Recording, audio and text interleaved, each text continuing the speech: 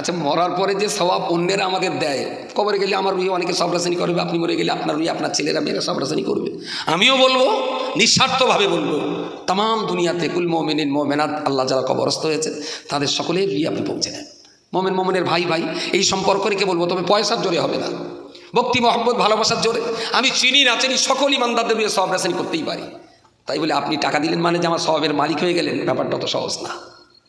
স্বভাব পয়সা দেখে না যায় না। আচ্ছা, মরার পরে যে স্বভাব লোকে আমার রুহিয়ে বকশিস করেছে, এই স্বভাবগুলো কি মিজানের পাল্লায় চাপানো হবে? সবাই মিলে হাদিস কোরআন পড়েন দিনই, যদি একটা লাইন বের করা যায়, সারাদিন মন যা চায় তাই করবো। রাত্রির সবার সময় বলবো, আল্লাহ 3 ঘন্টা ফ্রি ফায়ার খেলেছি, 1 ঘন্টা ক্যারাম বোর্ড খেলেছি, তারপর 3 কুলকে গাঁজা টেনেছি, আল্লাহ যা গোনা হয়েছে শফিকুল রফিকুল হবিবারের ভদা রুইয়ে পৌঁছে দাও। এবারে শবে বরাতে আমার একটা ক্যাসেট মোবাইলে হদ্দ ফুটো পাঠা হয়েছে। কি না, যে বাড়ির লোক নিজেরা কোরআন শরীফ পড়তে পারে না, ভাড়া করা হুজুর দিয়ে কোরআন শরীফ পড়িয়ে ওই বাড়ি কিচ্ছু হবে না। অনেক লোক ফোন করে বলতে, আপনি এরম বলেছেন? আমি বলি, হ্যাঁ বলেছি। তা বলেছে, এরম বললেন কেন? আমি বলি, ভাই আমার এরা বলা যদি দোষ হয়, তা তুই বলে দে সারা পৃথিবীর কারুর পড়া লাগবে না, তুই একা পড়ে দিলি সবার হবে। বুঝতে পারেন কি বলেছে? আমি বলেছি, যার বাপের কলমাকানি, যার মার সওয়াব রেসানি, তাদের বাড়ি তো 3টে ছেলে আছে, 2টো মেয়ে আছে, সে তার বাচ্চাকে কোরআন শিখিয়ে কবরে যায়নি কেন? আর কথা বলতে পারে না। এই যে ভাবনা চিন্তাটা আমাদের সমাজে কাজ করছে। আচ্ছা, এটা একটু বলেন দিনি, কত বাজে ভাই? ঘড়ি ঘড়ি কি বলছিলাম শেষ কথাটা? ও, পড়ে দিতে হবে। আচ্ছা বেশ, আমার এটা একটু বলে বোঝাবেন।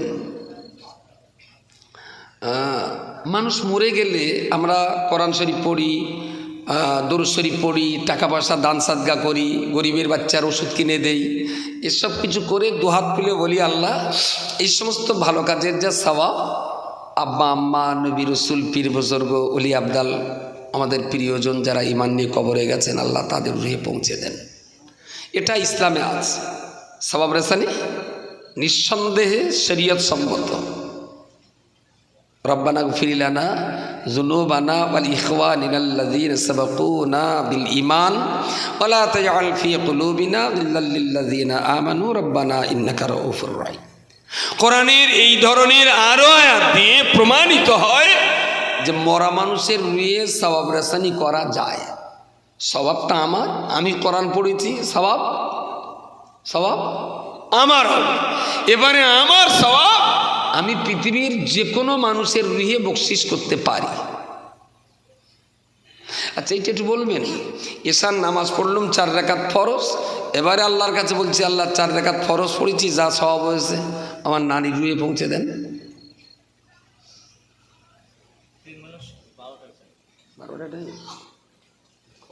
ঠিক আছে, এইটা হবে যদি এশার ফরজ নামাজ পড়ে দেই? কথা বলে যা হবে।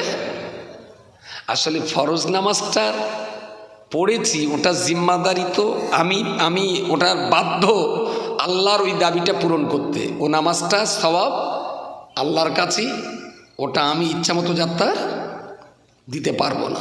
আমি ইচ্ছা মতো যাত্রা দিতে পারি যদি সেটা নফলে ইবাদত হয়।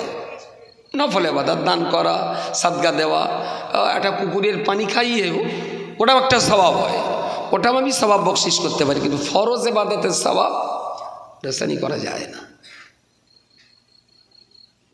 আচ্ছা, একটু সবাই মিলে হাদিস কোরআন পড়েন দিনই, যদি একটা লাইন বের করা যায়, সারাদিন মন যা চায় তাই করব।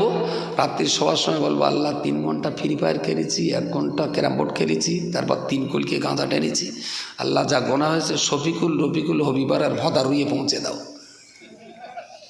এরম কোনো লাইন করা যায় গোনার স্থানে? হ্যাঁ, তাহলে বল লাইন খুব পরিষ্কার হয়ে যেত।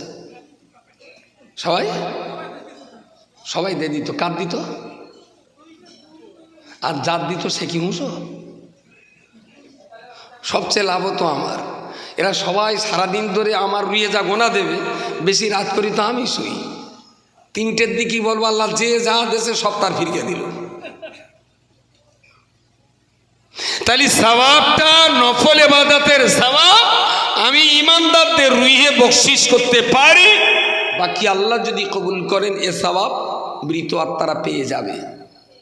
কিন্তু গোনা আমি যা করেছি আমার গোনা আমাকেই বয়ে বেড়াতে হবে, এটা কিন্তু কেউ ভাগ নেবে না। না বাপ নেবে, না মা নেবে, না নেওয়ার পদ্ধতি আছে, না দেওয়ার পদ্ধতি আছে। ভালো জিনিস দান করলে সবাই খুশি মনে নেয়, খুশি মেরে দেয়ও, কিন্তু খারাপ জিনিস দিলে কেউ তো নেবে না, আর দেওয়ার বিধানও নেই শরীয়তে যে তুমি একজন মানুষকে খারাপ কিছু দান করো, ইসলামে তা বিধান নেই।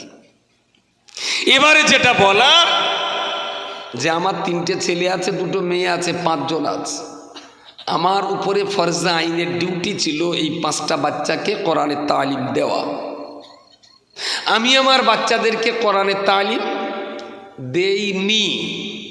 এবার আমার বাচ্চা আলেম হাফেজদের ডেকে 6 বারাতের দিন বাপের নামে 1 খতম, নানির নামে 1 খতম, প্রভাবের নামে 1 খতম, যা যা ছিল সবার নামে 1 খতম করে দিলে।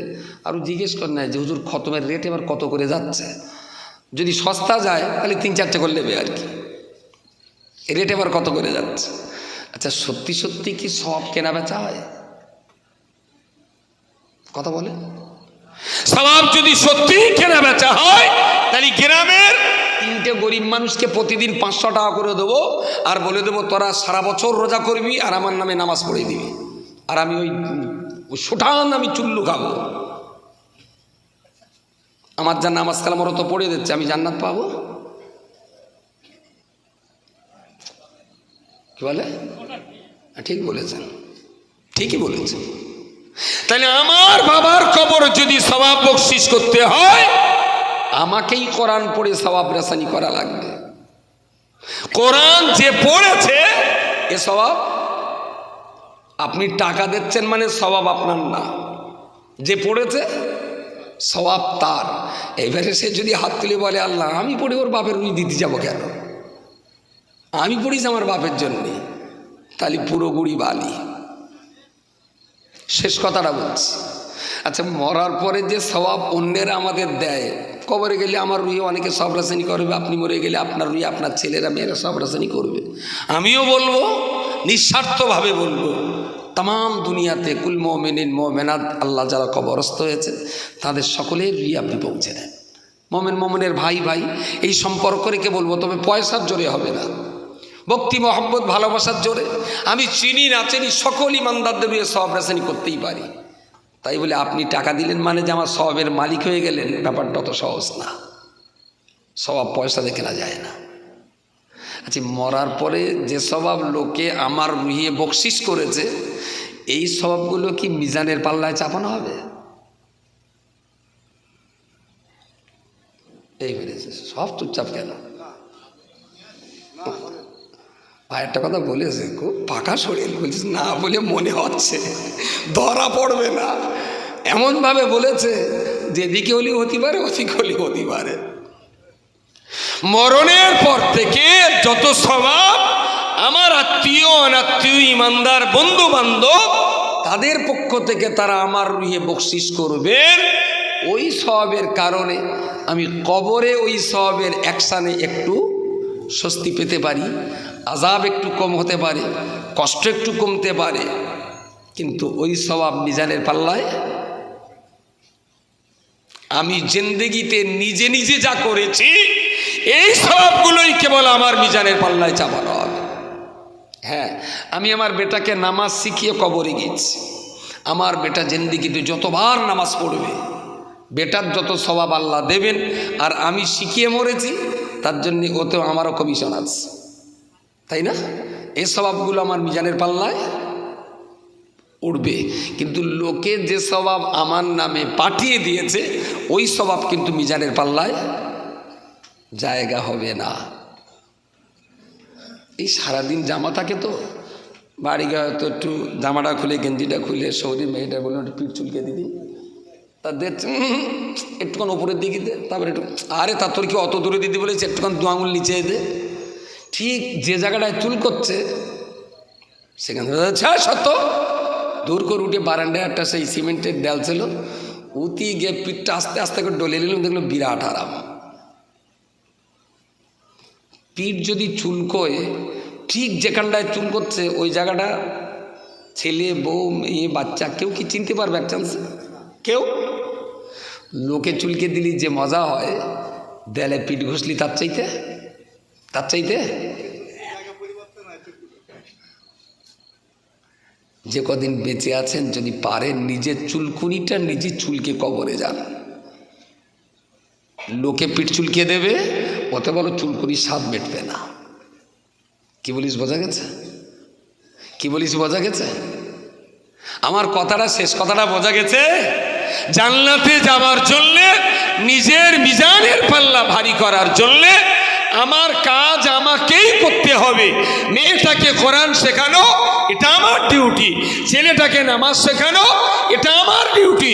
স্ত্রীকে পর্দায় রাখা, এটা আমার ডিউটি। আমি ডিউটিগুলো পালন করব, ওরা ভালো কাজগুলো করবে। আলহামদুলিল্লাহ, ওদের ভালো কাজ আমার মিজানের পাল্লায় যাবে। বাকি মরার পরে কেউ যদি সবরাসানি করে, তাহলে ওই একটু বউদে চুলকে নেওয়া বেনা হবে, তার চাইতে অতিরিক্ত কিছু আশা করা যাবে না। নিজের পিঠ নিজের চুলকে মরতে হবে, তাহলে আপনিও সফল, আমিও সফল। বাকি কিভাবে লাইফটা কাটাবেন এটা আপনার ব্যাপার। 1 বিঘে জমিতে ধান চাষ করলে বছরে 2000 টাকা লাভ হয়, গাঁজা চাষ করলে 2 লাখ টাকা লাভ হয়। তবে 12 বছর পরে যখন পুলিশে ধরবে, যাবজ্জীবন। বলো তাড়াতাড়ি।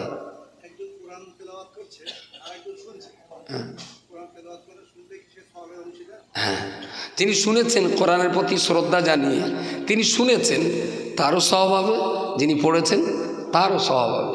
তো মজার ব্যাপার হলো এইটা, অ আকিমুসসালাতা, অ আলিফ কফ মিম অ আকিমু আলিফ লাম সোয়াদ লাম অতে, অ আকিমুসসালাতা মোটামুটি 10টা অক্ষর আছে। তা এক একটা অক্ষরে 10টা করে নাকি?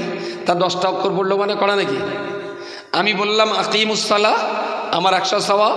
আপনি শুনেছেন, বলেন বলেন, আপনারও 100 সওয়াব। আকিমুসসালা মানে কি? নামাজ কায়েম করো, নামাজ কায়েম করো। জীবনে প্রথম শুনেছেন, আপনার 100 সওয়াব হবে। তারপরে শোনায় সওয়াব নিতে গেলে নামাজ পড়ে তবে শুনতে হবে। এই শব্দ দুটোর মানে নামাজ কায়েম করো। জীবনে ফার্স্ট শুনেছেন, 100 সওয়াব হলো। এবারে পড়তে হবে, তারপরে নামাজ পড়তে হবে। নামাজ পড়ে যদি শোনেন তাহলে সওয়াব হবে, নামাজ না পড়ে যদি এটা শোনেন তাহলে সওয়াব তাহলে তো ভালোই জানেন। শুধু কোরআন শুনলে সওয়াব হবে, কোরআনের আয়াত মেনে যারা কোরআন শোনে সওয়াব তাদের জন্য। কেরাত সারাদিন শোনা যাবে, কিন্তু কোরআনের আয়াতগুলো মেনে জানো শোনো। কোরআনে বলা আছে নামাজ পড়ো, তুমি ডালবা খইনি। কোরআনে বলা আছে রোজা করো, তুমি টানবা চুল্লু। আর আয়াত শুনে সওয়াব হবে, তেলপানা কলের গান না। আয়াতে যা যা বলা আছে সে কাজগুলো করুন, কোরআন শুনলে সওয়াব হবে।